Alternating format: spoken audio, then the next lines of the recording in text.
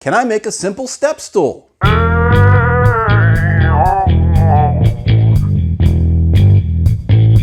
And actually keep it simple.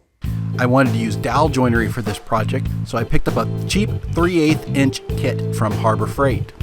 I measure 12 inches for the seat top.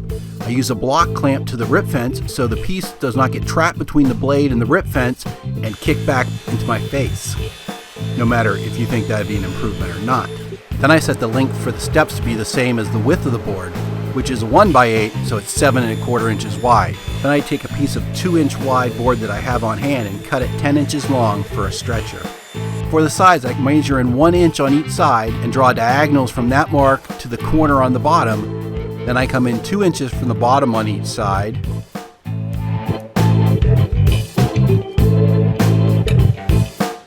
And find the center point 3 inches up, draw diagonals to make the shape of my sides.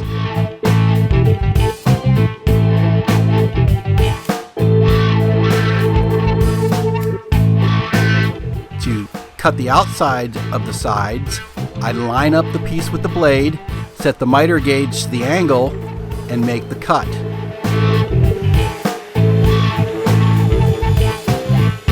I copy this mark to the opposite side so I can make the cut without changing the miter gauge. I repeat this for both sides.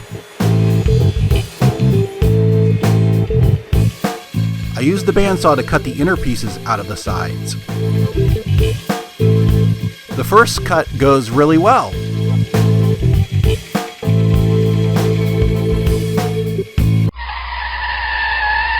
I had trouble cutting straight with my bandsaw.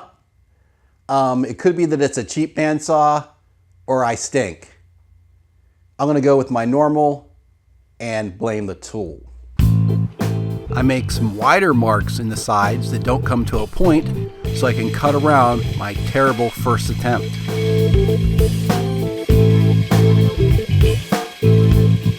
This is still pretty much a mess, so I use rasps and files in the vise to clean it up to something resembling competent.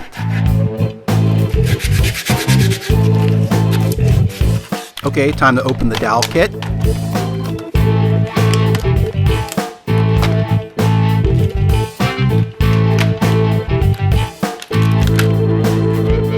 We have our dowel pins and dowel centers.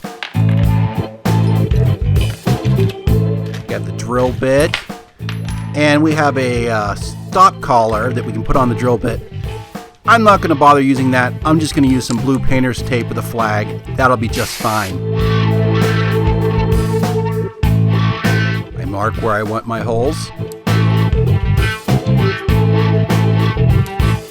For the holes in the stretcher, I mark the depth at 1 inch, and I drill the holes in the stretcher. Clamp down one of the sides, mark the center. Put the dowel centers in the holes that I drilled, line it up carefully, and tap it down. Now, moving the tape to just 1/2 inch, I cut the holes in the side where the marks from the dowel centers were. And repeat for the other side.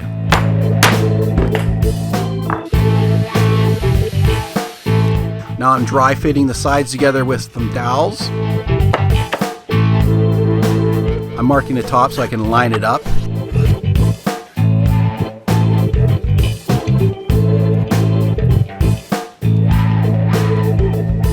Then I pick the spots where I want the holes in my sides and stretchers.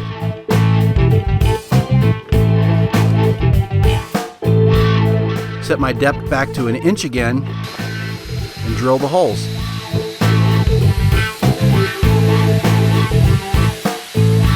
Then I put dowel centers in the 4 outside holes because I only have 4 centers in the kit. I line up the bottom assembly and tap to make marks, set the depth back to 1/2 inch, and drill those 4 holes. I start a dry fit so I can put a dowel center in the middle hole and mark that.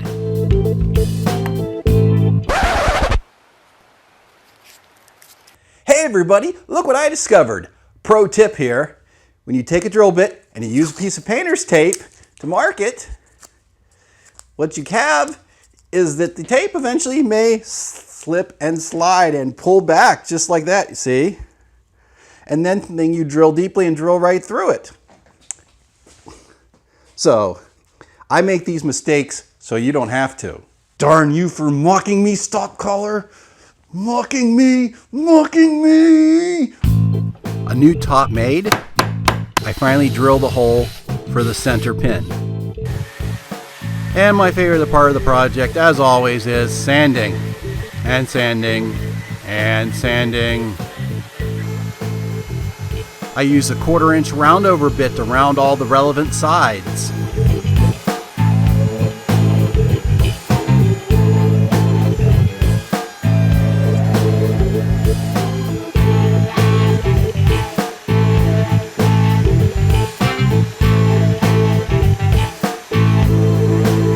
This is the exciting routing montage.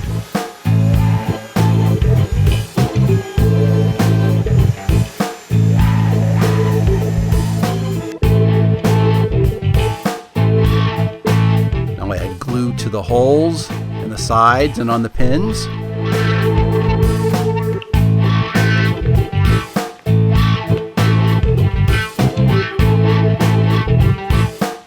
Make sure there's glue in the pin and insert the stretcher.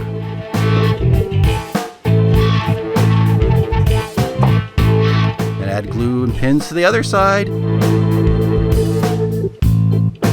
And put it together.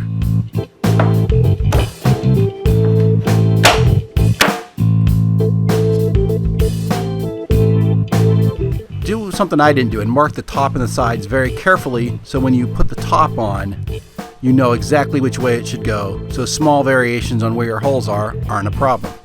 Because if you go to the trouble of marking it with the centers and then forget to label it, you have trouble like I do where you have to keep trying it and then finally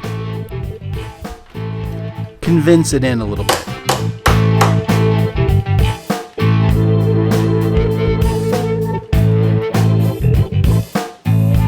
And now I finish it with some bright red paint. Well, I didn't keep it simple, but I'm pretty happy with it. Now some child can use a step stool and reach things they probably shouldn't, undermining some parents' child-proofing. If you would like to undermine some parents' child-proofing too, free plans are available at my website. See the link in the description. If this is your first time here, welcome. Please subscribe so you won't miss any future videos. Also, you can join an exclusive club if you like my Facebook page or follow me on Twitter. If you enjoyed this video, please give it the thumbs up and share it with your friends. If you didn't enjoy this video, please share it with someone who's too tall to need a step stool.